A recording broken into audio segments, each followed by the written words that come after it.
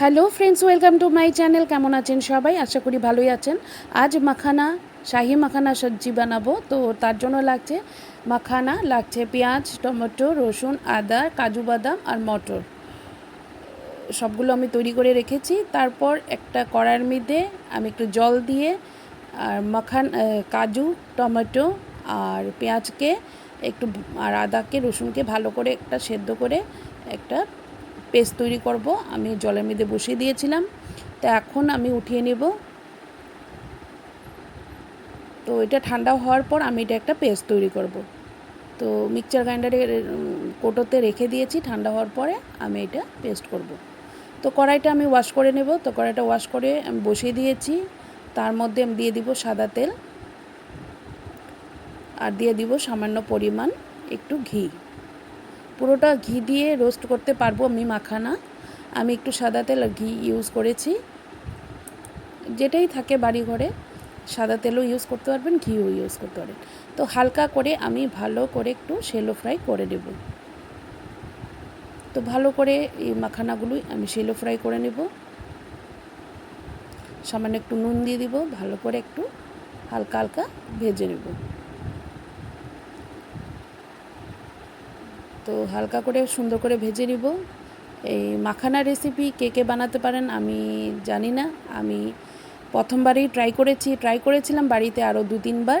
তো রেসিপি করে উঠতে পারিনি। তো আজ সময় পেয়েছি, তাই আমি রেসিপিটা আপনাদের সাথে শেয়ার করছি। দেখুন কিভাবে বানাচ্ছি আমি। তো রোস্ট হয়ে গেছে, মাখানাগুলো হালকা ভেজে নিয়েছি, এখন তুলে রেখেছি। তো আবারও দিয়ে দিব সাদা তেল দিয়ে কিছু কাজু বাদাম আমি অর্ধেকটা দিয়েছিলাম বয়েলে, আর অর্ধেকটা রেখেছি। এটা একটু হালকা হালকা লাল করে আমি ভেজে নেব। তো সুন্দর করে ভেজে নিয়েছি আমি। এবার আমি তুলে নেব কাজু বাদামগুলো।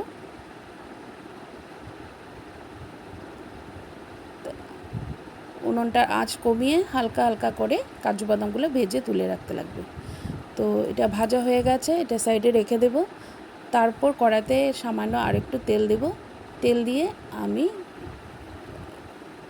ওটাতে ফোড়ন দেবো, তেল দিব, ঘি দিব। তো আগে তো তেল ছিল, তো ঘি দিয়ে দিয়েছি। এই মাখানা বানাতে একটু ঘি ব্যবহার করলে টেস্টটা দারুণ হয়। তো একটু ঘি, একটু সাদা তেল দিয়ে দিয়েছি। তো দিয়ে দিব তেজপাতা, তারপরে দিয়ে দিব গোটা জিরে, তেজপাতা হওয়ার পর কাসুরি মেথি দিয়ে দিব সামান্য, ফোড়নে দিয়ে দিব।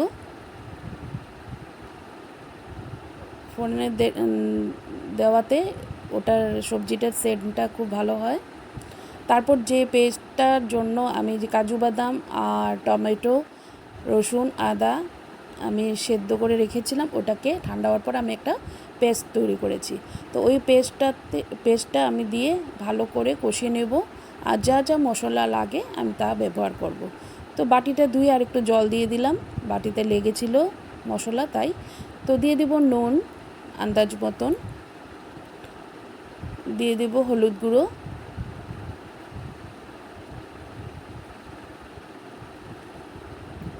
আর পেস্টটা তৈরির সময় আমি একটু লাল মরিচের গুঁড়া দিয়েছিলাম পেস্টে, তাই আমি লাল মরিচের গুঁড়োটা এখানে ইউজ করব না, কাশ্মীরি রেড চিলি পাউডারটা দেব। তো দিয়ে দিলাম জিরে ধনে গুঁড়ো। এই মশলাগুলো দিয়ে ভালো করে আমি মশলাটা কষিয়ে নেব।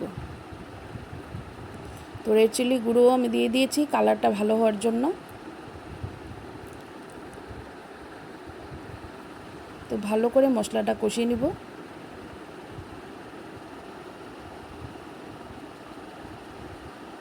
যত ভালো মশলাটা কষানো হবে, জিনিসটা খেতেও অত স্বাদ হবে। আর যে আমি মটরশুঁটিগুলো রেখেছিলাম, যেটা অনেকে বলেন মটরশুঁটি, অনেকে বলেন কড়াইশুঁটি, তো ওই মটরশুঁটিগুলো আমি গ্রেভিটার মধ্যে ঢেলে দিব, দিয়ে ভালো করে ভেজে নেব। আমি মটরশুঁটিগুলো আমি আলাদা বয়েল করিনি, ওটাকে আমি ভালো করে কষিয়ে নিব। তো সামান্যখানি চিনিও দিয়ে দিয়েছি, আর একটু কিচেন কিং মশলা যেটা থাকে, ওই কিচেন কিং মশলাটাও আমি দিয়ে দিয়েছি।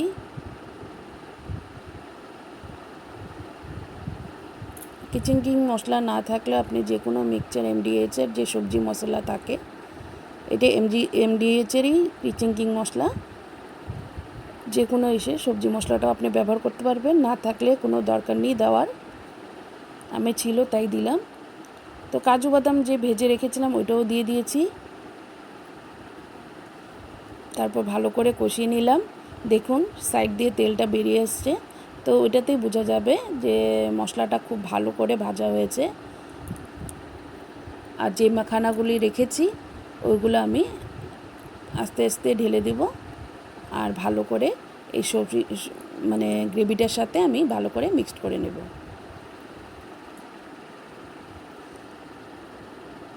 তো ভালো করে এই সবজি মাখানাগুলো ওই গ্রেভির সাথে ভালো করে মিক্সড করে নেব।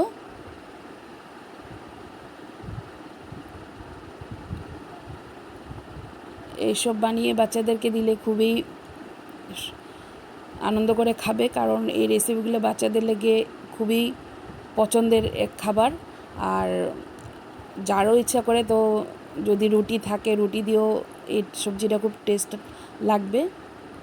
তো অনেক সময় তো বাচ্চারা খেতে খুব বায়না করে, তাই এইভাবে মাঝে মধ্যে যদি বাচ্চাদেরকে বানিয়ে দেওয়া হয় তো বাচ্চারা খুব আনন্দ সহকারে ভাতটা খেয়ে ফেলে। তো আমার বাড়িতে আমার 2 বাচ্চা আছে, ছেলে মেয়ে, ওরাও খেতে খুব ভালোবাসে, তাই আমি এটা বানানোর চেষ্টা করি। আর দিয়ে দিলাম একটু আমুল তাজা দুধ। আমুল তাজা দুধ না থাকলে আপনারা পাউডার মিল্কও একটু উষ্ণ উষ্ণ গরম জলে গুলে দিতে পারবেন।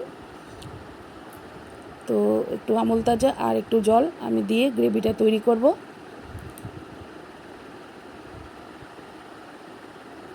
তো কিছুক্ষণ এটা তৈরি হবে, কিছুক্ষণ পরে হওয়ার পর আমি নামাবো। আর একটু কাসুরি মেথি হাতে একটু মিক্স করে এইটাকে ঢেলে দেবো এটার মধ্যে।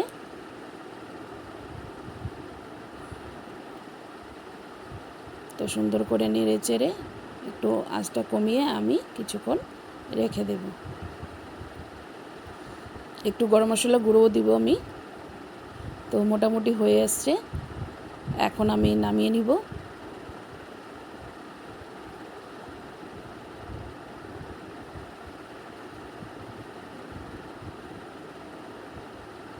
তো ফ্রেন্ডস, আমি মাখানা কারিটা নামিয়ে নিয়েছি। তো দেখুন কেমন হয়েছে, দেখতে খুব সুস্বাদু লাগছে, খেতেও দেখতেও ভালো লাগছে, খেতেও তো সুস্বাদু লাগবেই। রুটি দিয়ে আপনারা খেতে পারবেন। যদি ভালো লাগে আমার পেজটাকে লাইক কমেন্ট করবেন।